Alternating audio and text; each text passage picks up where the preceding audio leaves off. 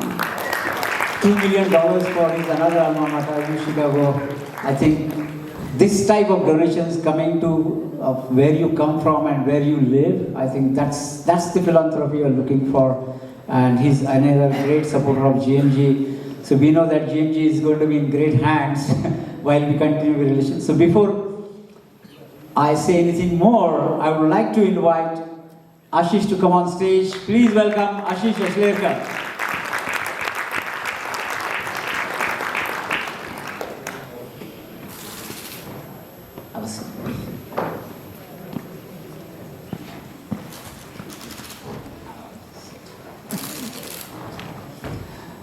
I just decided that I will only have fireside chat with him, not because we don't have any more people today, but it's just that Ashish is a very good friend of mine, based out of Charlotte, North Carolina. I'll take that small credit that, can you check in the phone book?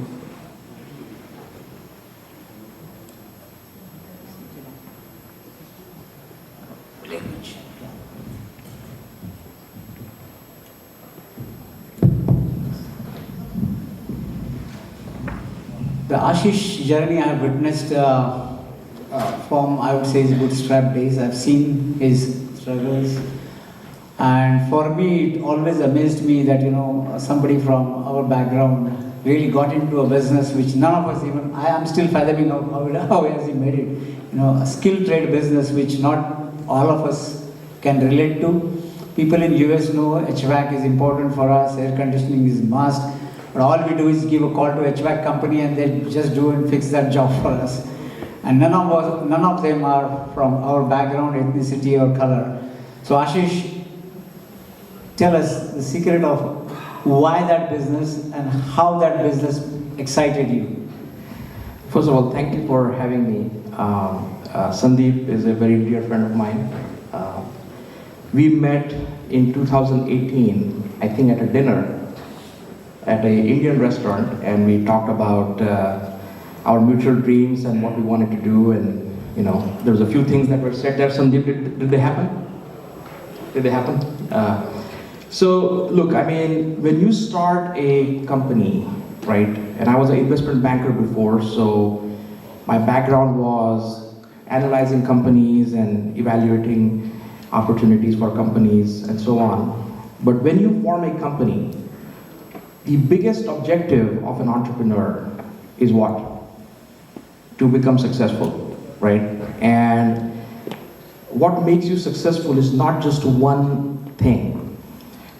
The idea itself is important, right? It has to solve a real problem, it has to be scalable, but then the execution is equally important.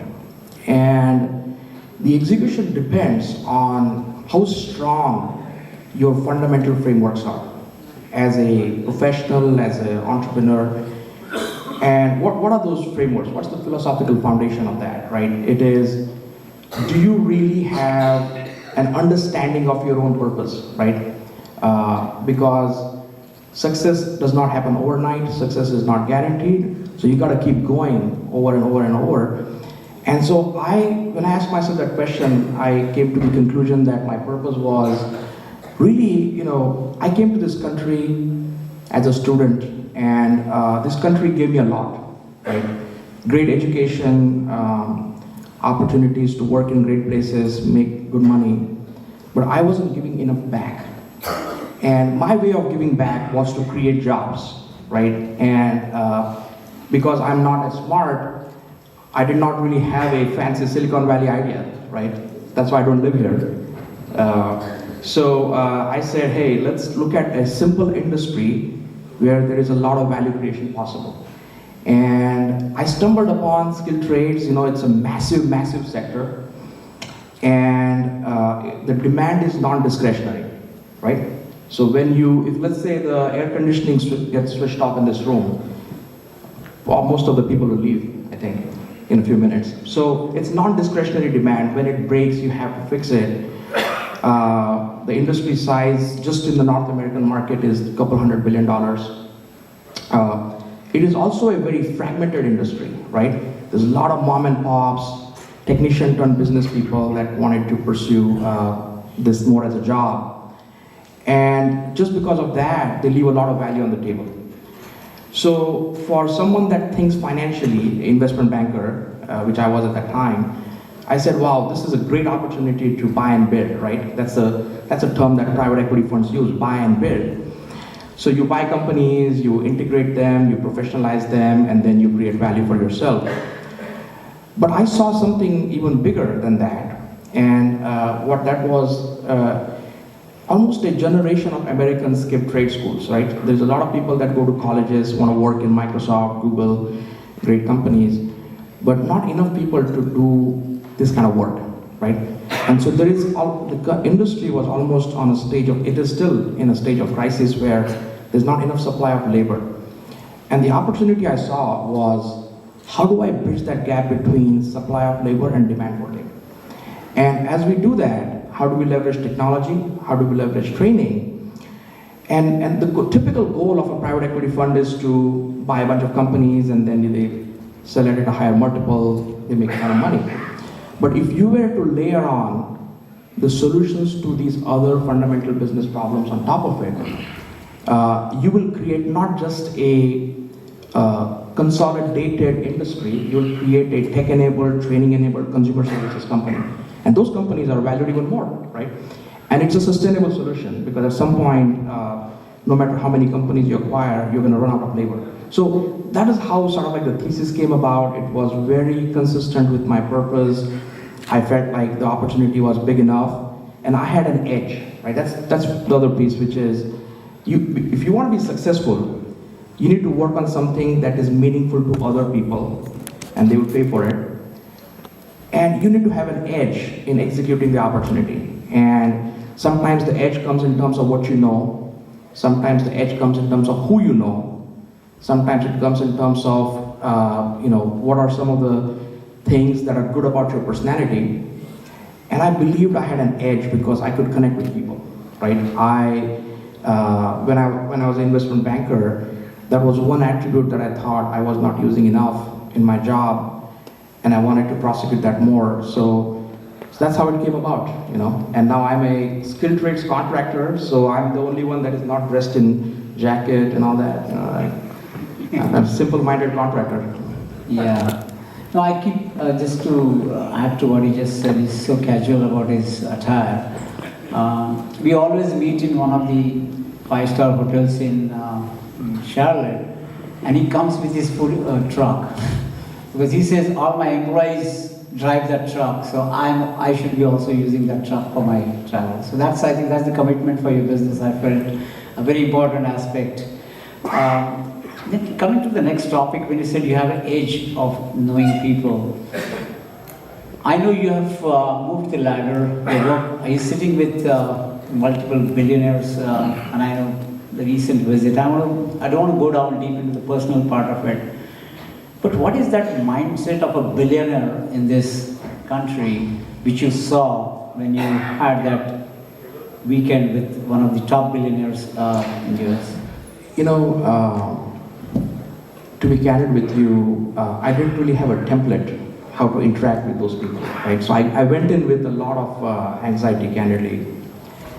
And we met on his farm, and the thing that humbled me the most was, this is someone that is worth multiple $1 billion and is extremely humble, has tremendous clarity of thought, and is willing to listen to someone that is, much junior, younger to him.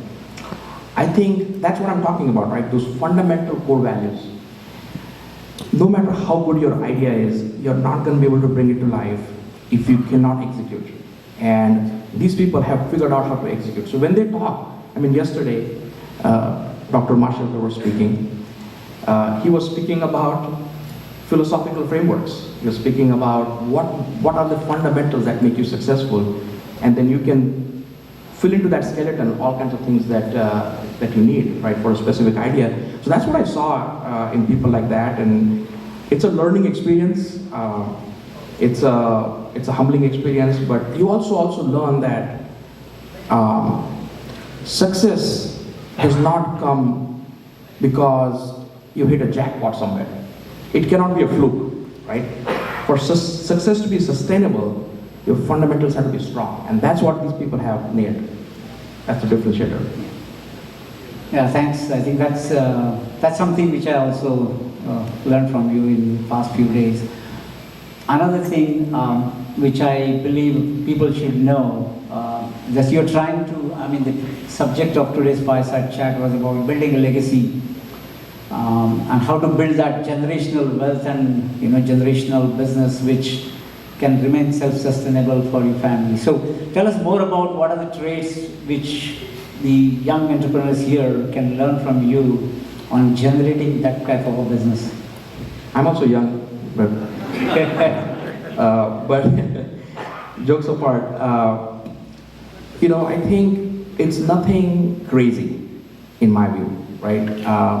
So I believe in this thing called cleansing. Every once in a while, I go to the mountains and I close my eyes for several days. I just sit there, meditate, and think about what are the values that have made me successful in the past, right? So I cleanse my values. What are the habits that have made me successful in the past or not so successful? What are the systems I have, right? What's the discipline that I had that made me successful versus not? So going back to the roots, when you were a child, and what was your strength and what was your weakness, and building upon that is super important. Wealth will come if you can create impact for other people. You have to first create impact for other people, and then wealth will come automatically. Do not solve for, I think I said this yesterday, do not solve for the highest valuation, solve for creating highest possible value. And then you will get the rewards of that. And also remembering that success is not permanent, right? So always making sure you can continue building upon it and not get complacent. Those things are super important in my view. But there's a lot of learning that happened in this room, I will tell you, in the last couple of days. Just listening to Dr. Achlerkar, Mr. Pawar, Narendra, a lot of learning. Awesome.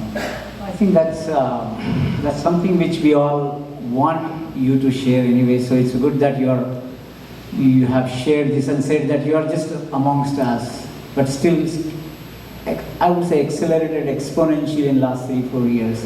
So some of the principles you just laid out. So I will take a step back, and because we're talking of we're talking of millions, we're talking of billions, but obviously it didn't come overnight, as you said. So can you tell us a little bit about your background, where you come from in India, so that people can relate that even everybody can make it happen. Everybody knows the story in US. That hey, I started my company in garage, my parents' garage. That's a typical Silicon Valley, cliche. Everybody says that. But what's important is even if you came as a student, I'm pretty sure that your background was as simple as all of us, most of us sitting here. So tell us more about that. So I grew up in a really small village called Loni. It's in Nagar district. And then I obviously went to COAP. I graduated early 2000s, and I came to the States. So, and I also worked for Bajaj Auto, by the way, Rahul Bajaj company. Amazing experience there. But the learnings from that journey was that you will never get resources enough to do anything comfortably. You're always going to be scarce of resources, whether it is money, sometimes it's time, oftentimes it was food. When we were in Pune, I used to get like some money from my dad, first of the month, and by the 15th, the money will be over. So we had to eat anda bhurji on the stalls, right? COPians remember that, anda bhurji, Shiv Shakti, I don't know. So to fight against that scarcity and still persevere and keep on doing things that you want to do, when you are growing up in a small town, you don't have access to the same resources that people in the cities have, right? Now, Mr. Pawar talked about the student support group. I'm going to help them a lot, but we don't have the same resources that people in the cities have, right? We don't have coaching classes, tuitions, this, that. So how do you then organically develop the same amount of wisdom and knowledge that other people have with more resources, right? So that's one learning. When you come to the States, it's a completely different culture, different climate. You have to navigate the immigration system. You got to, really impress people that have potentially could have a bias towards getting impressed with you, right? And you have to overcome all those things to get to the point where you are sitting at the table again, right? And then don't just stop at doing, I got my H1 visa, I got my job. Don't just stop there. Think about what you can do beyond that. And that also a struggle. Right from gaining clarity of thought to really finding validation and acceptance in the circles that you want validation in. I'll give you one story. So after my investment banking days, I really wanted to work in private equity. And I would wake up at 4 in the morning. We live in Charlotte, North Carolina. So 4 in the morning, I would catch a flight to New York and land there by, say, 7 o'clock. And the reason I did that was because I had a full work day ahead of me and didn't want my boss to know that I was not at work, right? And so I would be on the phone, conference call, this, that. But I would go to New York to attend these private equity conferences, right? Big private equity firms. I was hoping to get a job there, and I would sit there, take cards, tell them my story and so on. And it didn't really click. And fast forward, the people that basically refused me a job where it was COVID, so I was not flying, they were not, nobody was meeting each other, but they were taking private jets to come to my patio, my doorstep, to really become an investor in the company, right? So life comes full circle from that perspective. It's I didn't do it out of retribution, but it just happened, right? Because you stuck to your basics and tried to do stuff that you wanted to do. Now there's a lot of keywords people throw around, AI, ML, this, that, right? You can always hire expertise. That's one thing that I would like to tell these guys. Do not think. Now, I was an investment banker, I went to a good business school, and I was trained on a certain way. But I did not know anything about this industry, and I'll talk a little bit about the future as well. So when I got into that, a lot of my Wall Street friends said, oh, how are you going to be successful here? What are you talking about? You're crazy. But you can hire domain expertise, okay? You don't have to be an expert in anything. Don't fall prey to keywords and buzzwords. Stick to the basics. At the end of the day, whether you use AI, ML, or something else, you're going to have to sell something to someone, right? And they have to pay for it. It doesn't change. So sticking to the basics is important. You can hire domain expertise if you need, but leadership you cannot hire. You have to have that in you, right? That framework.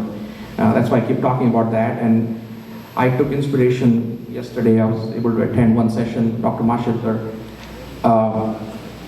So my company is in a great spot. We're obviously doing stuff there, but I have this vision through my family office to do work that will impact several billion people over the next several years, right? And whether it is through forming an enterprise and so on, that's the next leg. I guess you were going to ask me at some point, but that's the next leg of my journey. Is through my family office, I would like to impact billions of people in the future, and I think GMG can be a great catalyst for that. Bhau Institute, Narendra, it was Wow. Music to my ears. Please give him a round of applause for that.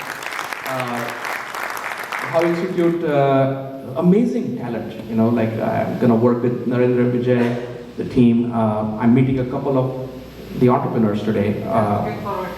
Yeah, it will be amazing. And also,